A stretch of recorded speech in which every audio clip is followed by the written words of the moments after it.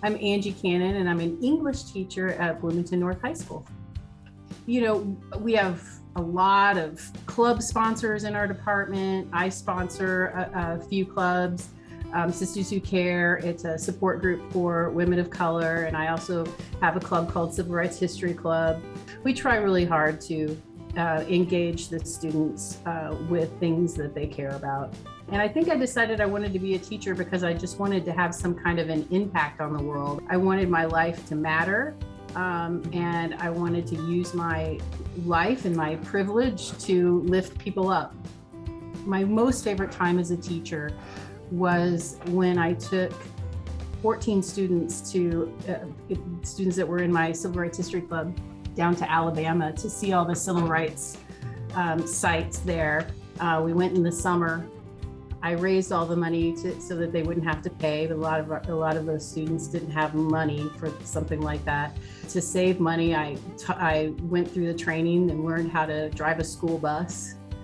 And I had my magic school bus. I packed the kids up, 14 students, packed them up and drove them to Alabama. And we were there for 5 days, and I took them to every civil rights site that I could possibly find. It was the most fun I've ever had. It was really great. But I have favorite moments all the time. Every semester, I have students that come in my door at the beginning and tell me that they will not read, do not like to read, don't plan on starting now. And every semester, those same students, when we get to the end, tell me that they now consider themselves to be readers.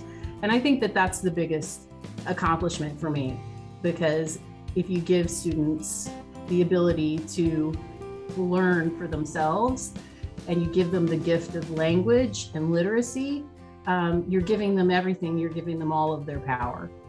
I've learned from students that what you see is not necessarily what is, and to understand that whatever it is that they're doing that I think that they're not supposed to be doing, they have a rational reason for doing it. I think that the students have taught me that the most important thing in life is to take care of each other.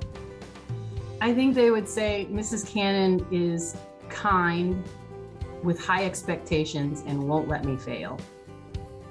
I would love to thank my coworkers just for working so hard to give such an amazing environment and doing the best that they can.